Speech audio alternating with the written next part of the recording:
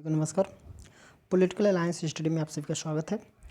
आज के इस वीडियो में हम लोग देखेंगे भारतीय संविधान से संबंधित कुछ महत्वपूर्ण प्रश्न जो net JRF, TGT, PGT, GIC, GDC तथा असिस्टेंट प्रोफेसर के साथ साथ किसी भी वनडे एग्जाम के लिए बहुत महत्वपूर्ण है। तो चलिए देखते हैं आज का पहला प्रश्न। दिया है कि निम्नलिखित में भारत के नियंत्रक एवं महालेखा परीक्षक यानी कि सीएजी के विषय में सही नहीं है। देखिए यहाँ पे कह रहा कौन सा सही नहीं है।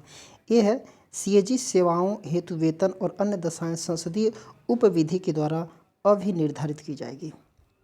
तो देखिए ये सही है। फिर है कि सीएजी सेवानिवृत्त के उपरांत आगे न तो भारत सरकार के अधीन अथवा न ही किसी राज्य सरकार के अधीन किसी भी शासकीय पद हेतु योग्य होगा। देखिए ये भी सही है। सीएजी कार्यालय के प्रशासनिक व्यय भारत की संचित निधि पर भारित किए जाएंगे। ये भी सही है। फिर दिया है अगला कि डी है कि सीएजी संघ के लेखा व्ययों से संबंधित प्रतिवेदन को संसद में प्रस्तुत करेगा, जो कि ये गलत है। तो ऑप्शन डी इसका सही उत्तर हो जाएगा। तो इसका कौन सा सही नहीं है, तो ऑप्शन डी। नेक्स्ट है दिया कि वर्ष 2003 के 92वें संविधान संशोधन द्वारा कितनी नई भाषाएं शामिल की गई थी। दिया 1, यहाँ पे 3, 4, फिर 2 और 5। तो इसका जो सही उत्तर हो जाएगा ऑप्शन बी 4 भाषाओं को 2003 में संविधान की ये भाषाओं में डाला गया है 92वें संविधान संशोधन द्वारा। अगला प्रश्न है दिया है कि भारत में संविधान सभा द्वारा राष्ट्रीय ध्वज को कब अपनाया गया। 24 जनवरी 1950, 24 जनवरी 1949, सी है 22 जुलाई 1947 और 26 जनवरी 1950। तो इसका जो सही उत्तर हो जाएगा 22 जुलाई 1947। तो ऑप्शन सी इसका राइट आंसर हो जाएगा। अगला है दिया कि संसद में पहला लोकपाल विधेयक किस वर्ष पेश किया गया। संसद में पहला लोकपाल विधेयक किस वर्ष पेश किया गया। 1971 में, 67 में, 69 में एवं और 68 में। तो इसका जो सही उत्तर हो जाएगा 1968। ऑप्शन डी इसका सही उत्तर हो जाएगा। अगला प्रश्न है दिया है, इसको छोटा कर ले रहे हैं, कि निम्नलिखित में से कौन से अंतर्राज्यीय जल विवाद सही ढंग से सुमेलित है। ये देखिए ये सारे 1, 2, 3, 4 ये सब अंतर्राज्यीय यानी कि एक राज्य से दूसरे राज्य में जो जल का नदी का जो विवाद चल रहा है उससे संबंधित है ये। तो देखते हैं कि कौन सा इसका सही उत्तर हो जाएगा। देखिए सही ढंग से मिले कावेरी जल विवाद। तो कावेरी जल विवाद जो है केरल, तमिलनाडु और कर्नाटक। देखिए ये सही है। फिर है नर्मदा जल विवाद। ये है मध्य प्रदेश, राजस्थान, गुजरात और महाराष्ट्र। देखिए ये भी सही हो जाएगा। फिर है कृष्णा जल विवाद। ये है महाराष्ट्र, कर्नाटक और आंध्र प्रदेश। तो ये भी सही हो जाएगा। देखिए तुंगभद्रा जल विवाद ये तमिलनाडु और केरल। ये गलत हो जाएगा। तो ऑप्शन सी इसका राइट आंसर हो जाएगा। अगला है दिया है कि निम्नलिखित में से कौन से प्रकार नगरपालिकाओं हेतु भारतीय संविधान की 12वीं अनुसूची में अधिकथिक है। ये है देखिए पहला कि शहरी गरीबी उन्मूलन। देखिए ये भी सही है। फिर आर्थिक और सामाजिक विकास हेतु नियोजन। तो ये भी सही हो जाएगा। सड़क और सेतु ये भी सही हो जाएगा। देखिए लोक सुरक्षा सेवाएं जो है ये नहीं है। तो ऑप्शन बी इसका सही उत्तर हो जाएगा, ये नहीं हो जाएगा। अगला प्रश्न है दिया है कि द राइज ऑफ द प्लेबियंस जो पुस्तक है ये किसने लिखा है। अमर्त्य सेन, पार्थ चटर्जी या फिर Christophe general of Sanjay Kumar और सुहास पलसीकर। तो इसका जो सही उत्तर हो जाएगा क्रिस्टोफ जफरलो और संजय कुमार। तो ऑप्शन सी इसका सही उत्तर हो जाएगा। नेक्स्ट अगला प्रश्न दिया है कि इनमें से किसकी संस्तुति के बिना कोई भी धन विधेयक विधानसभा में प्रस्तुत नहीं किया जा सकता। अध्यक्ष यानी कि स्पीकर के, राज्यपाल के, मुख्यमंत्री के या फिर वित्त मंत्री के। तो इसका उत्तर हो जाएगा ऑप्शन बी। राज्यपाल के संस्तुति के बिना कोई भी धन विधेयक विधानसभा में प्रस्तुत नहीं किया जा सकता। ऑप्शन बी इसका सही उत्तर हो जाएगा। अगला प्रश्न है कि भारत के उच्चतम न्यायालय ने किस मामले में यह निर्णय दिया कि न्याय के पुनर्विलोकन का उपबंध भारतीय संविधान की अनिवार्य विशेषता के अंतर्गत आता है? SR बोम्मई मामला, गोलकनाथ मामला और मिनर्वा मिल्स मामला और इंदिरा साहनी मामला। तो इसका जो सही उत्तर हो जाएगा मिनर्वा मिल्स मामला, ऑप्शन सी इसका सही उत्तर हो जाएगा। इसमें क्या आ गया कि न्याय के पुनर्विलोकन का उपबंध भारतीय संविधान की अनिवार्य विशेषता के अंतर्गत आता है। इसी बाद में यह मामला आया था। अगला प्रश्न है दिया कि निम्नलिखित में से कौन भारत में सहकारी संघवाद की समृद्धि के कारण है? सहकारी समृद्धि के देखिए यह कि पहला कथन है कि आर्थिक मामलों में केंद्र राज्य सहयोग, तो सही है।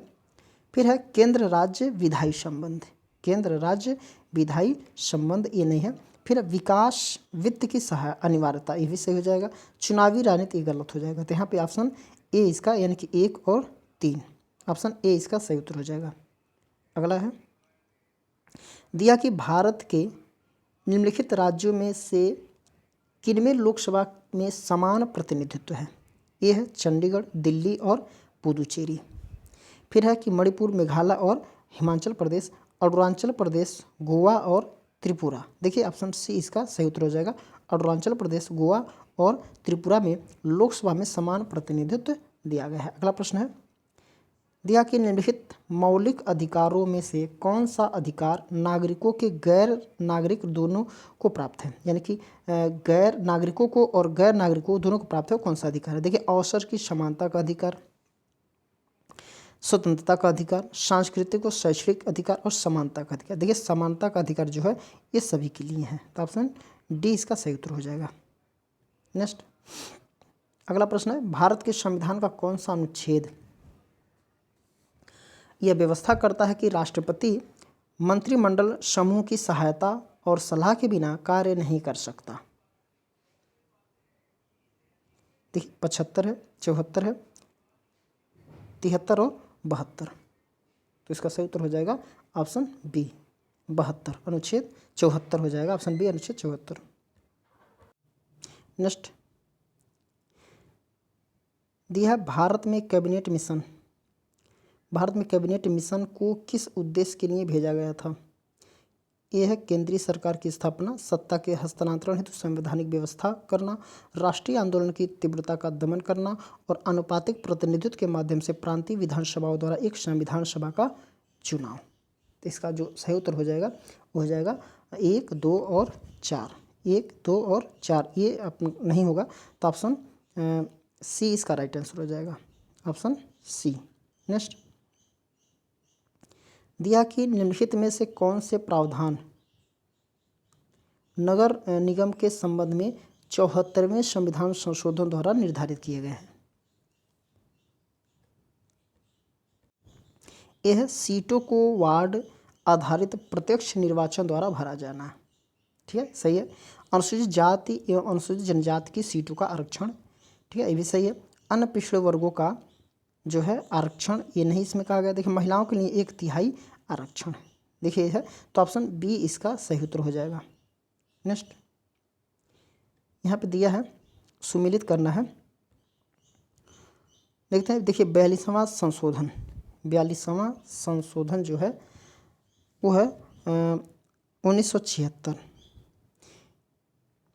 फिर है 44वां संशोधन, ये हो जाएगा 1978।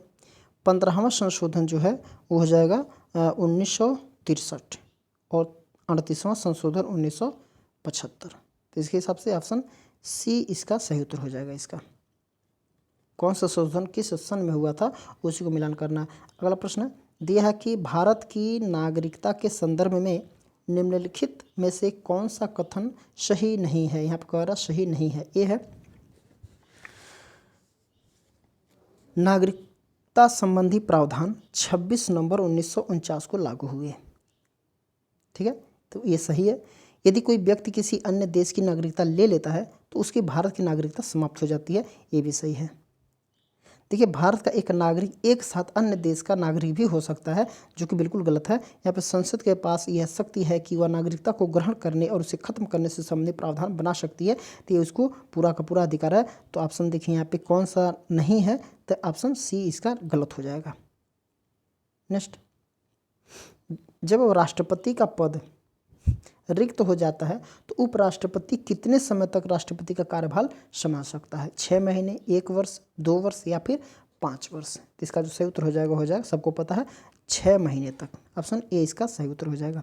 नेक्स्ट दिया कि चुनाव आयोग भारत के संविधान के अनुच्छेद 324 द्वारा प्राप्त चुनाव के अधीक्षण, निर्देशन और नियंत्रण की शक्ति कब से लागू की गई है, लागू हुई है? 26 जनवरी 1950, 15 अगस्त 1947, 26 जनवरी 1949 या 25 जनवरी 1950। तो इसका जो सही उत्तर हो जाएगा 26 जनवरी 1949। इसमें क्या है? चुनाव आयोग द्वारा प्राप्त चुनाव के अधीक्षण, निर्देशन और नियंत्रण की शक्ति जो है ये लागू हुई थी। अगला प्रश्न है दिया है कि कौन से संविधान संशोधन के माध्यम से समाजवादी, पंथनिरपेक्ष और अखंडता शब्दों को हमारे संविधान में समावेश किया गया है? 44वां संशोधन, 42वां संशोधन, 44वां संशोधन और फिर है 46वां संशोधन। तो इसका जो सही उत्तर हो जाएगा 42वां संविधान संशोधन। ऑप्शन बी इसका राइट आंसर हो जाएगा। कब हुआ था? तो ये 1976 में हुआ था। अगला प्रश्न है दिया कि निम्नलिखित में से कौन सा एक कार्य स्थानीय शासन से संबंधित नहीं है?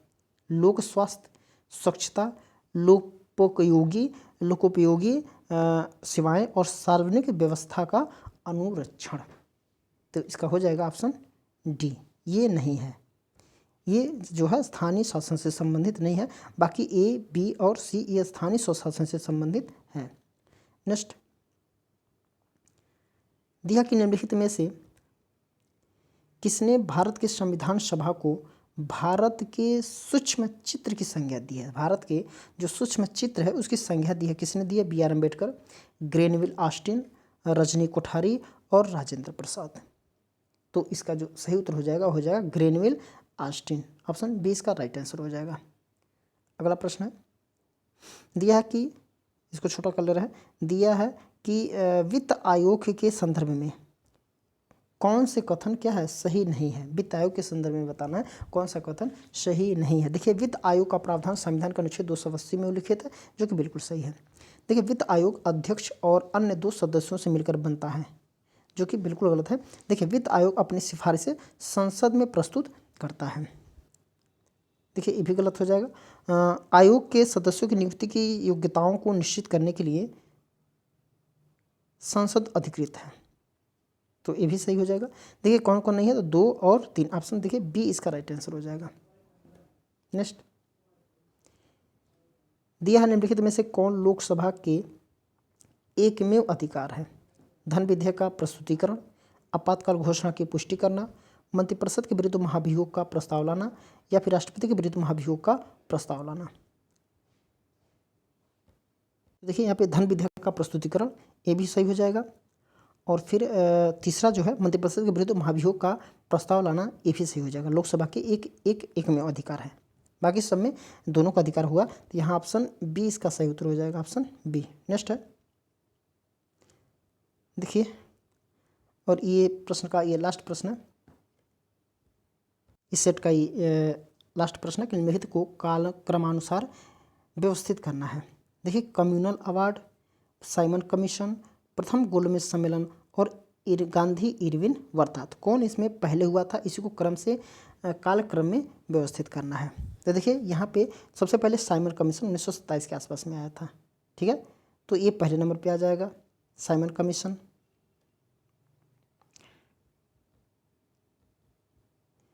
साइमन कमीशन किस में आ जाएगा? ये पहले नंबर पे आ जाएगा।